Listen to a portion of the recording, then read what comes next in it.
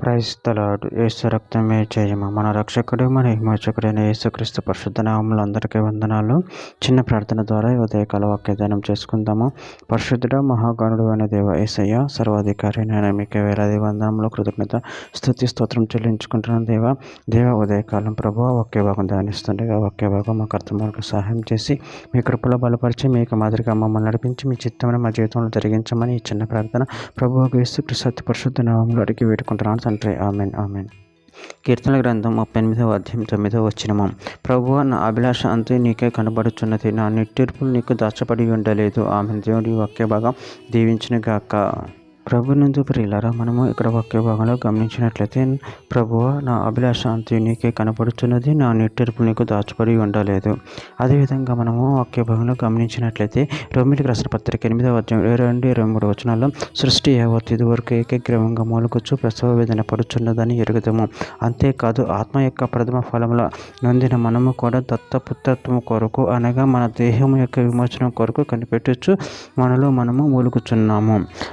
రోమీయులకు రాసిన పత్రిక 8వ అధ్యాయం 26, 27 వచనాల్లో అటువలే ఆత్మ మన బలహీనతను చూచి సహాయం చేయుచున్నాడు. ఎలా అనగా మనము యుక్తంకి ఎలాగో ప్రార్థన చేయవలనో మనకు తెలియదు, కానీ ఉచ్చరింప సఖ్యము కానీ మూలుగలతో ఆ ఆత్మ తానే మన పక్షముగా విజ్ఞాపనం చేయుచున్నాము. మరియు హృదయములను పరిశోధించువాడు ఆత్మ యొక్క మనసు ఏదో ఎరుగును. ఎలా అనగా ఆయన దేవుని చిత్త ప్రకారము పరిశుద్ధుల కొరకు విజ్ఞాపనం చేయుచున్నాడు. కొరింథీయులకు రాసిన 2వ పత్రిక 5వ అధ్యాయం 2వ వచనం. మనము దిగంబరం కాక వస్త్రం ధరించుకుని వారముగా కనపడుతాము. కాబట్టి పరలోకం నుండి వచ్చు మన నివాసం దీనిపైన ధరించుకొని అపేక్షించచ్చు, దీనిలో మూలుగుచున్నాము. కీర్తనల గ్రంథం 6వ అధ్యాయం 6వ వచనం. నేను మూలుగుచు అలసి ఉన్నాను, ప్రతి రాత్రి నా కన్నీరు విడుచుచు నా పరుపు తేల చేయుచున్నాను, నా కన్నీళ్ళ చేత నా పొడక కొట్టుకొని పోవచ్చున్నది.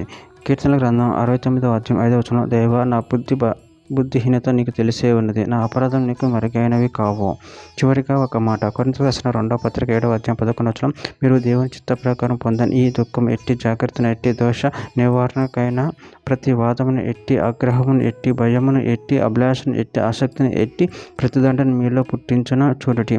ఆ కార్యమును గురించి సమస్త విషయంలోనూ మీరు నిర్దోషులై ఉన్నారని రుజువుపరుచుకుంటారు. ఆమె. దేవుడి వాక్య భాగం దీవించిన గాక. చిన్న ప్రార్థన చేసుకుందాము.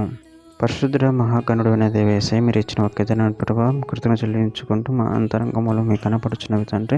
మీరే మమ్మల్ని ముట్టి స్వస్థపరిచి నిన్ను మహిమపరిచి కనపరిచి ఉండే శక్తిని బలాన్ని మాకు అనుగ్రహించి మీ కృపలో బలపరచమని చిన్న ప్రార్థన చేసి నామములో అడిగి వేడుకుంటున్నాను తండ్రి. ఆమె.